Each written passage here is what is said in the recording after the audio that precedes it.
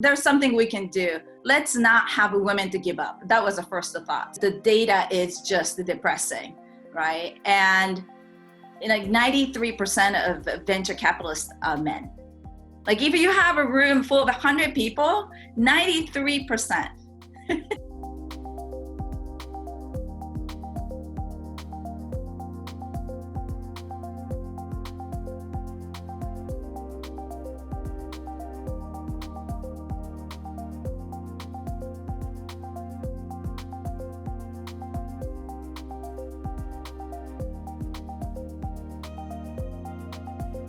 I thought that was completely amazing.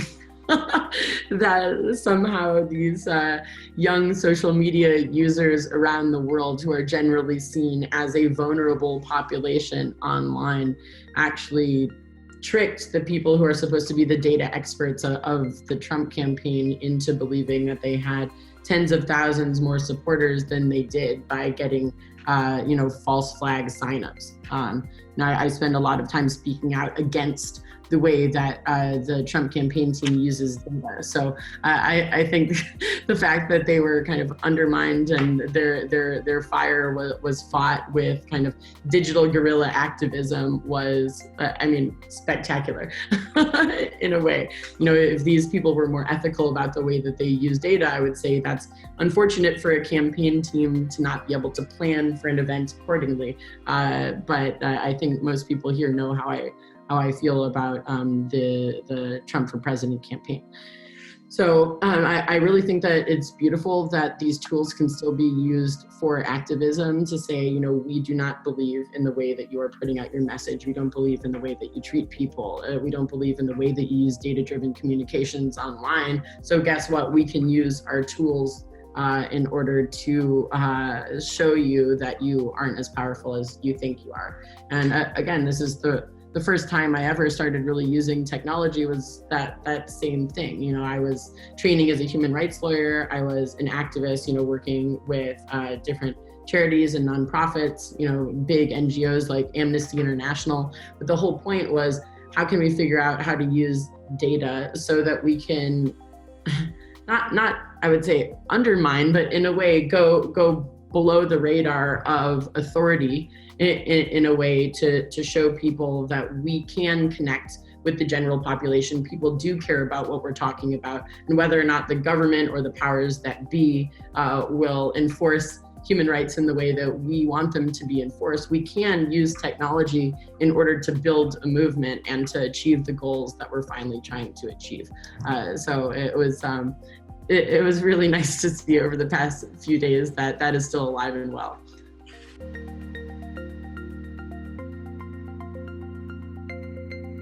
And I think, but, and then the other flip side too, that you hear why all those successful women public have to say, well, I don't like to be labeled as women.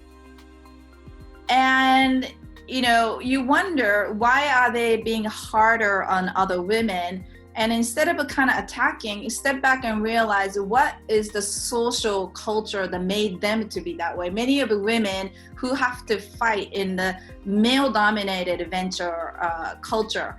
And at any moment you become emotional, you've been labeled as weak and not capable. Any moment you actually say something about women entrepreneurs, they will label you as your emotionally driven investor. So they will write you off much harshly than other male investors say, she's really good. She really understands this market. But because you're women venture capitalists, you might be labeled. So they're also dealing with, I worked so hard to build up to this point. And I don't want to be labeled as weak or doing a favor. 6 years ago when I started Women's Startup Lab, I went to knock every single female venture capitalist and say, hey, this is a great way you can help us. And many of them say, no. And it wasn't just me, but there was a number of people who did that and said we couldn't get female venture capitalists together. Now there's all raise and a wonderful movements happening. So it's all going to the right direction. But I think there is cases that they can come across negative. And I think both men and women, we are product of society. And I think we women too have a strong bias toward women. And one thing I just said recently, that when you see women entrepreneur funded, we go, yay, you know, women got funded. And then you start looking at every single one of them. And do you see the pattern? When they say women, somebody said it's a white young women. And I don't have a data right now with me, but there was a conversation about even when they say women, we invested in women, is again very stereotyped. And so there's all those, you know, social biases that play a role, and also, yeah, with the venture capitalists, women venture capitalists. So I always told our entrepreneur, don't assume women investor will be easy on you. And sometimes male investor go extra mile to really try to see what's there to examine. So at the end of the day, you know, the road is always hard. And sometimes place like Women Startup Lab, we have both men and women who understand this bias issue, and they are aware. And so they can go extra mile. But assuming that women venture capitalists are going to be easy on you is something that you too have a bias toward them, right?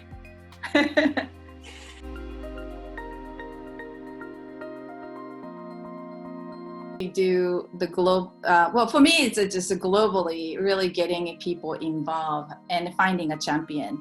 You know, we've been doing this accelerator Silicon Valley, and the reason why we went global is there's so many people out there who want to make a difference. And so instead of going to the people who want change, you need to expand your horizon and go to the people who actually willing to do something. So some people, you know, keep going after investor and a venture capitalist and trying to have them change, but they have their mission. And so instead of keep going at it and trying to make people change, which fine, but you also need to expand the horizon who really care.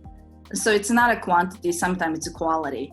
And for us going global, we found amazing you know, influencer out there is doing the work. So I think getting a community involved, but what type of people, what is the profile, and who will march march the road and sing the song that we want to sing together. Because there's so much you can do as a leader.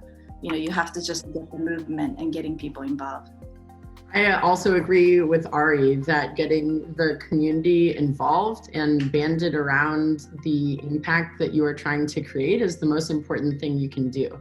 Again, that's why I'm so lucky to be speaking at a film festival right now, because I was able to be a part of a movement.